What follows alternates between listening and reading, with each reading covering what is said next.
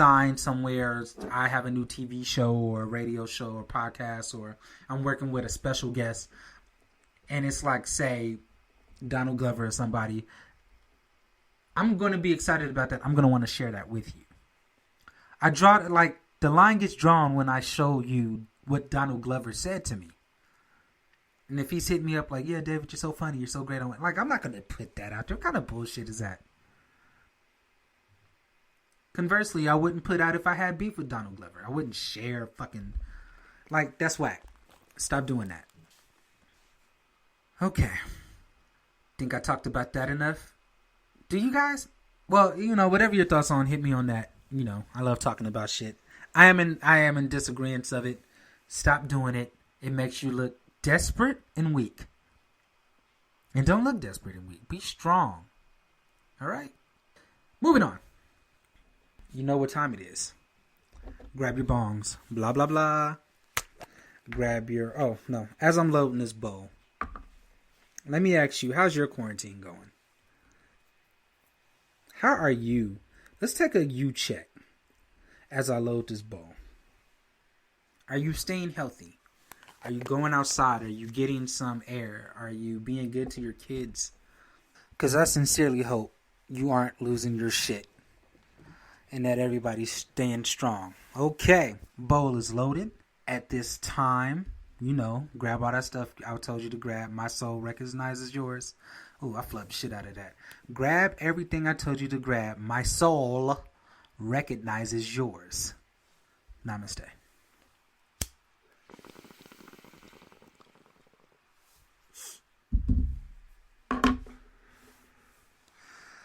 Okay, well, we've talked about the party I'm going to throw.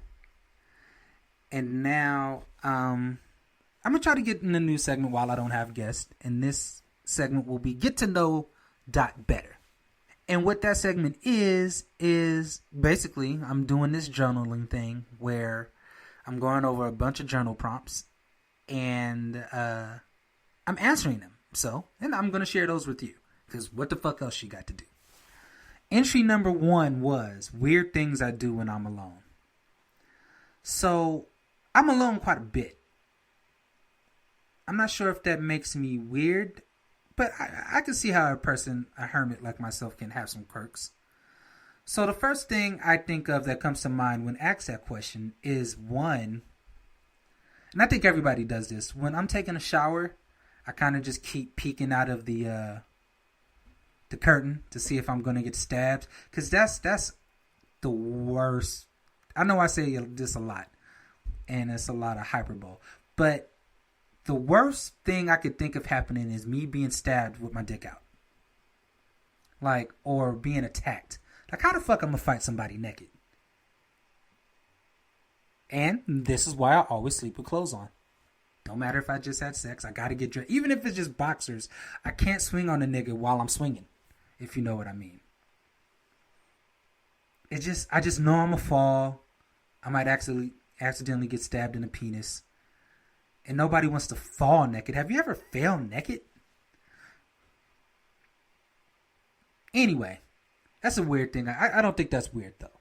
Another thing I do is no matter what, I watch porn with the sound off. Alone. I don't even care. I can't get into the fake screaming. And the dialogue always gets me. Hey, you want a pizza? Yeah, but I don't have no money. Oh, you're going to have to suck some cock then. It doesn't do it for me. I can't get into it.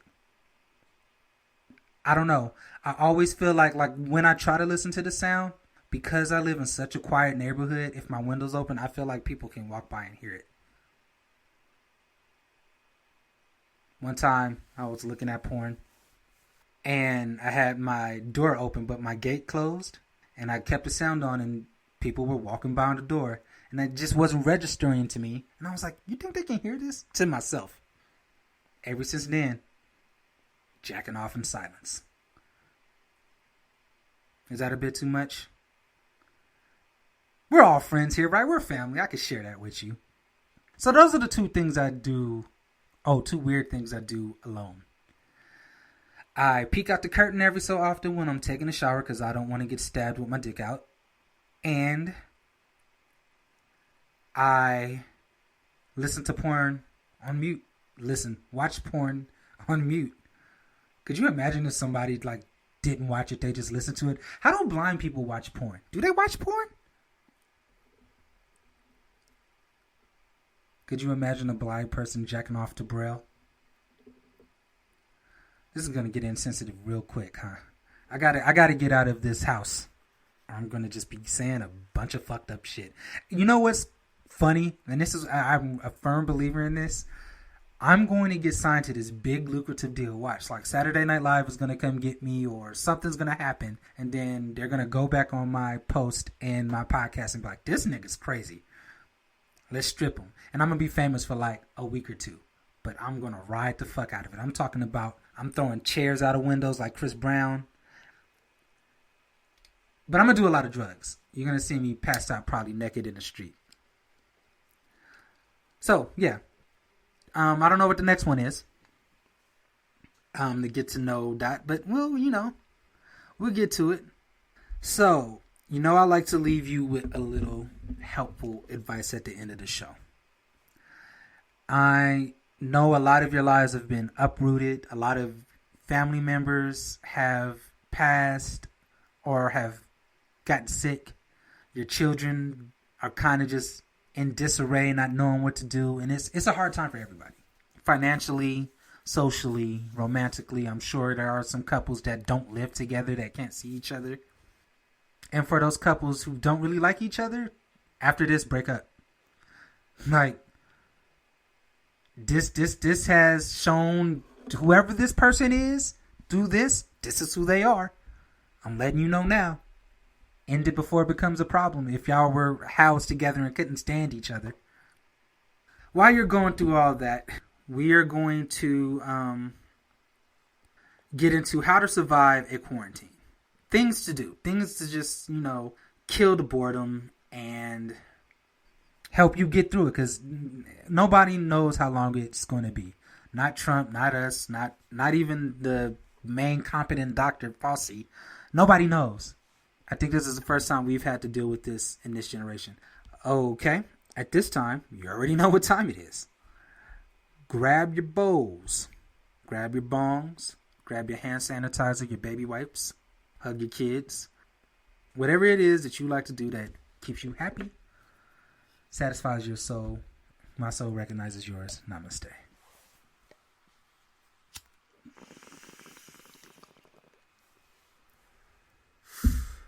Okay. How to survive a quarantine without losing your mind. Let me see what website this is or blog. This is How to Survive a Quarantine Without Losing Your Mind, and the blog is twigandfeather.com. Okay. They don't say who wrote the article, but we are going to get into this. Okay. Because I live just 29 miles from Kirkland, Washington, or what the LA Times affectionately calls the U.S. epicenter of COVID-19, I hear daily speculations about the possibility, and some are saying probability, of a mandated quarantine in the very near future. So what would that look like? How long would it last? And how on earth do you survive a quarantine without losing your mind? I've never been forced to stay in my home before, but I've been stuck for lengthy periods because of downed trees and power lines, and snow that prevented me from getting up our driveway. Oh, that fucking snow. I hate that shit. I am always stuck in the house. You would think I would be used to it, being stuck in the house with snow, and I'm not. I think I've lived where I live for about 4 or 5 years, and when I first seen the snow, I was like, "Oh shit!" Because I'm a kid from LA. I don't see no fucking snow. And when I seen it, I was like, "Damn, this is so pretty. It's dope." I went and smoked a blunt in it. But then the last couple years, the snow has been really bad. Like snowing for days in. Last year in particular, I couldn't even fucking get to school. Couldn't get to work. And I was like, damn, this is what it's like. So you would think I'd be used to it, but I'm not. Continuing. So I have a little experience with finding diversions to keep cabin fever at bay.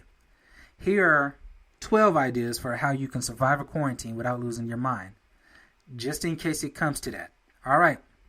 Number 1, make some comfort food.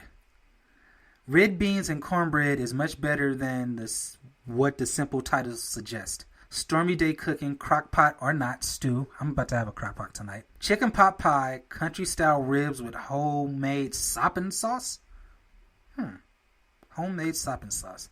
Sunday dinner, ham and copycat crackle barrel hash brown casserole. These names are too much. That's too much. What the fuck is a crackle barrel hash brown casserole? Does that sound good? And a Vermont hot chocolate. I don't know what why the hot chocolate is from Vermont. But continuing. Make a sourdough starter. As long as we're in the kitchen, why not take a little flour, salt, and water and mix up a sourdough starter? If you've never heard of that before, which I have not, it's a fermented mixture of flour and water that you can use to make bread without added yeast.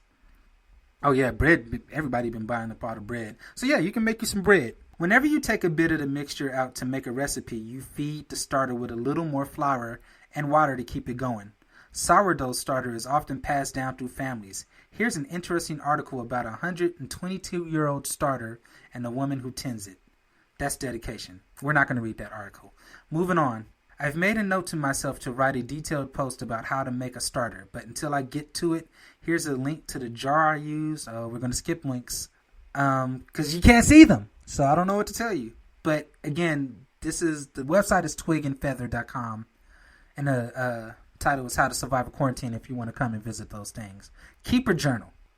Someday your descendants are going to want to know how you weathered this little inconvenience and how you passed the time. Did you stock up on the right things? What did you run out of? What would you have done differently? Did you have any deep thoughts during this downtime?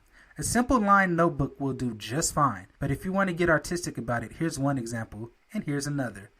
This is the sketchbook I use from my art journal. Again, those are links. Can't show you those. I have a journal. I've been had a journal, and I think that's a good idea. I plan to show mine to my son after I've redacted a few things. And I don't know, maybe I'll die and he'll come across the kind of person I was, and hopefully he'll be like, damn, Dad was kind of a dick. But he got better toward the end of his life. Oh, then he was kind of a dick again. But ultimately, he strived?